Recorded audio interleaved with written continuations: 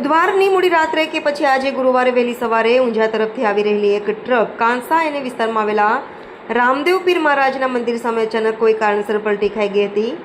જોકે અહીં ભેગા થઈ ગયેલા લોકોની ચર્ચામાં એવી વાત જાણવા મળી રહી હતી કે અહીંથી વિસનગર શહેર તરફ જતા રોડનો વળાંક શરૂ થતો હોવાથી અને ગઈકાલે મોડી રાત્રે પડેલા વરસાદને કારણે પાણી ભરાઈ ગયા હતા અને તંત્ર દ્વારા ચાલી રહેલા ગટરની કામગીરીનો ખ્યાલ કદાચ આ ડ્રાઈવરને નહીં આવ્યો હોય અને કોન્ટ્રાક્ટર દ્વારા કોઈપણ જાતના ભયજનક સાઇનબોર્ડ પણ મૂકવામાં નથી આવ્યા, જેના કારણે ટ્રક ડ્રાઈવર સીધો રોડ સમજીને પસાર થતાં ટ્રક પલટી ખાઈ ગઈ હશે।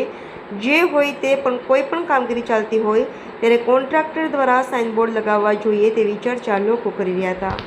રિપોર્ટર પ્રકાશ સોની। ગમે વાહન પસાર થતું હોય પાણી ભરેલું હતું, બીજા નંબરમાં ક્યાંય બોર્ડ નથી મારેલું। બોર્ડ તો મારવું જોઈએ કે ન મારવું જોઈએ?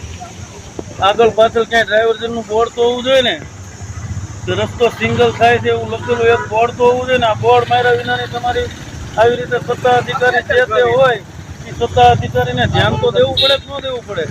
મ્યુનિસિપાલિટી તમારી હાવ બેદરકાર જ છે। આટલી બેદરકારીમાં બીજા માણસનું શું થાય?